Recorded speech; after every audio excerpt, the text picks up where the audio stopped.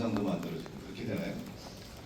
박정희 강장으로 명명이 된 걸로 알고 네, 있습니다. 동상도 이제 세워주고 그런 계획인 거죠. 네, 그런 걸로 알고 우리 있습니다. 교육감이 정치도 하셨으니까 박정희 대통령이 통치수요이라고 하면 뭘 꼽을 수 있을까요? 통치수요. 네, 우리나라의 그 시대에 어려운 경제를 상당한 수준까지 이끈 가장 그렇죠. 목적을 근데 가지고 산업화 있었죠. 부대화를 이끌 네, 네. 이 박정희 대통령이 이제 통치수를 이제 연구해 보면 어느 한 사람의 권력에 힘을 실어주지 않고 분할 통치를 했다는 거예요. 디바이드 앤 룰.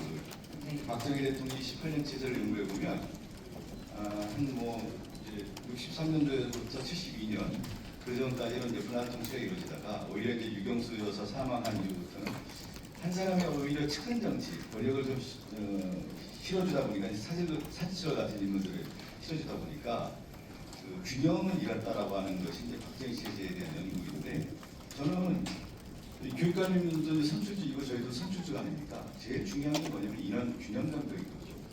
어떤 디바이드 앤 룰도 필요한 거고 선의의 경쟁을 만들어주는 건데 그것이 앞으로 우리가 이제 정치인들도 그렇고 교육감들도 마찬가지 생각이 들어요. 그래서 제일 멀리 해야 될 것 중에 하나가 뭐냐면 측근입니다. 측근. 정치인들도 측근 정치, 이 사익 추구하는 정치에 대한 부분을 근절해야 되는 건데 그런 차원에서 제가 좀 우리 신경호 교육감님께 좀 질의 좀 드릴게요.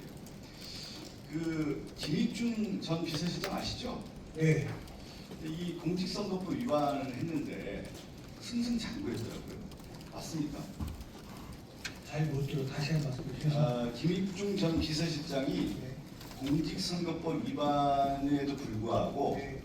그 이후에 5급에서 4급 또 4급에서 진로 교육원장 이렇게 상당히 승승장구했는데 한마디로 보면은 우리 신 교육감님이 김익중 전 비서실장에게 가장 강력한 힘을 실어주는 모습이거든요. 이건 어떻게 된 겁니까? 네, 답변 드리겠습니다. 제가 2022년 지방선거에서 교육감을 출마했을 때 그분이 영동 지역에서 저를 도와줬습니다. 도와주게 된 연고는 저하고 교감 연수 자격증 교감 자격 연수 동기입니다. 그래서 저와 교육 철학이 거의 맞는다 해서 저를 도와주는 과정에서 선거법에 위반됐었고요.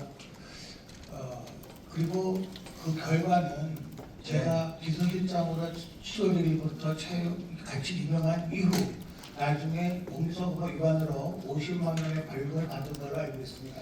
그래서 교육감이 제가 말을 잘라서 죄송한데 쭉 보면 네. 저는 뭐 비서실장 충분히 기용하고 쓰는 건 당연하죠.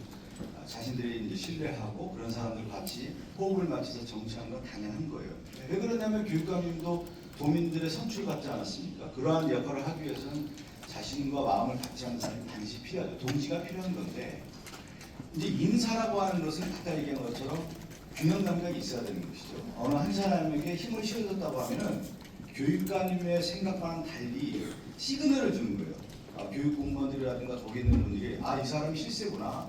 그럼 어느 순간에 줄을 대기 시작하는 거예요. 왜 그 시그널을 준 거냐면 유죄를 받아서 선고를 받았는데 판결 이후 경징계하고 그 징계 소멸시 이후 6개월 이후에 열흘 만에 사급 별정직 주고 다시 사급 승진 이후 5개월 만에 개방형직으로 해서 강원도 교육청 진로 교육원장을 임명했다라고 하는 것은 이렇게 봤을 때 우리가 얘기하는 인사의 기준에 맞지 않다.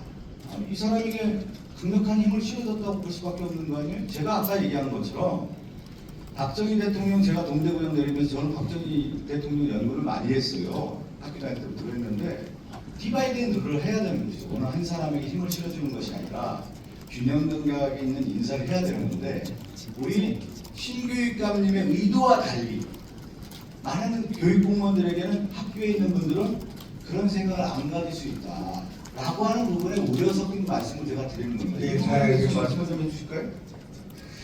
네, 그분이 네. 사립학교 교장만 12년을 하신 분입니다. 네, 강원도 교육부에서 학교 계통으로는 아이들 진학 지도라든가 다양한 부분에 대해서 많은 그런 노하우를 가지고 계신 분이었고요. 그래서 저와 함께 비서실장을 했었고 그 당시 도청에서 도의 비서실장이 4급이니 격을 맞추는 의미에서 4급으로 올릴 수 없게 된다는 의견이 와서 4급으로 올렸던 것입니다. 그 과정들에 대한 것보다 이제 우리가 볼 때 어떻게 비춰지냐가 되게 중요해요. 정치인들도 그렇고 교육감도 리더 아닙니까? 우리 가장 교육과 정치의 공동 특징이 뭐냐면 공동선과 공공선을 실현하는 거 아니에요.